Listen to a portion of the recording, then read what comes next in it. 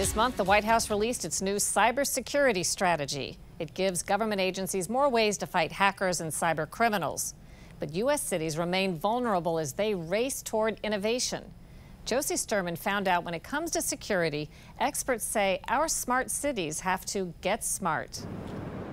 Miami is nicknamed the Magic City because of how quickly its population exploded in its first 100 years.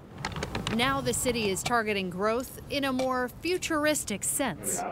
Mayor Francis Suarez is amping up plans to make Miami a leading smart city. You look at this skyline, you think about the incredible future Miami has, and you feel like it's technology-based. It is, and it has to be, and it will be.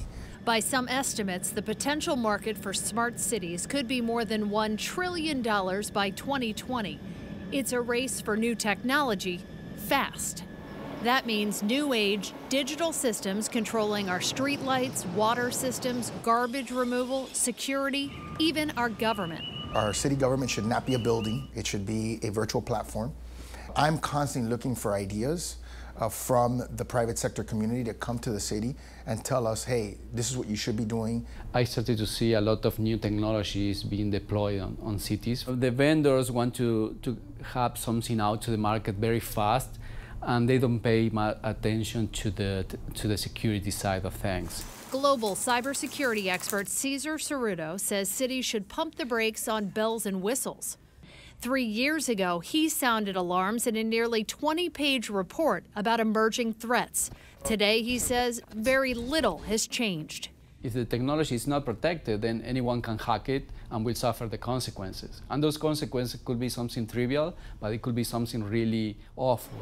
At Miami Police Headquarters, 80 cameras surveil the city, sending real-time images to a high-tech control center, along with ShotSpotter technology that can detect gunfire in real time.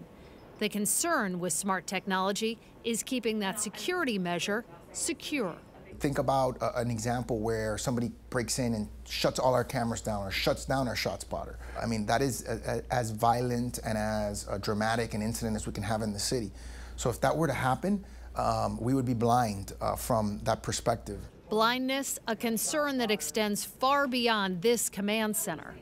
Cerruto's report found nearly 200,000 vulnerable traffic control sensors were installed in big cities, including D.C. and New York.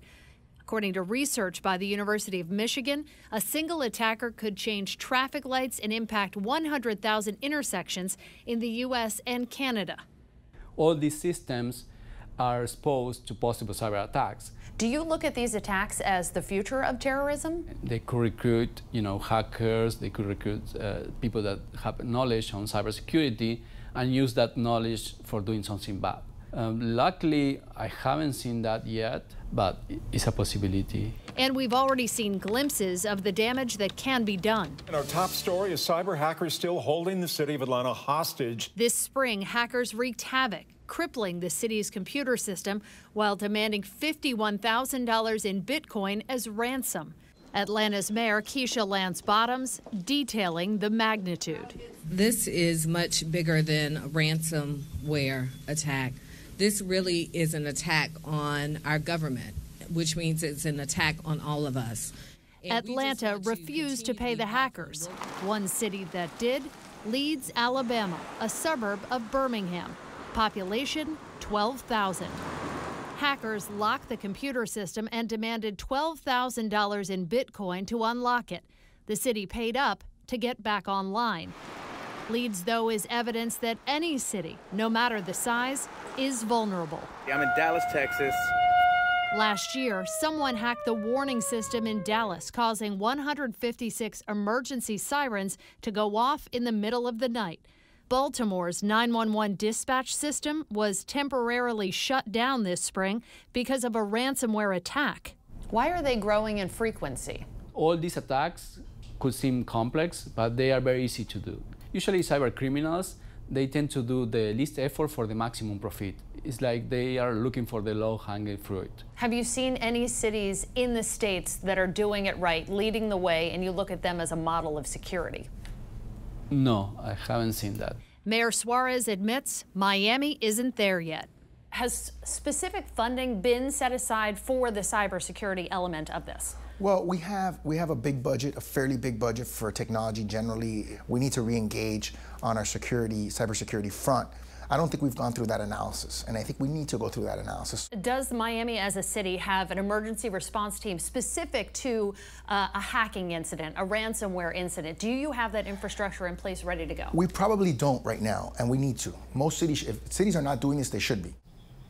Are cities getting more aggressive about this? Well, they are taking one step, and that is insurance. The Wall Street Journal recently surveyed 25 of the biggest cities across the country. They found most of them either already have cyber insurance or they're at least looking into it. Compensation afterwards, maybe. All right.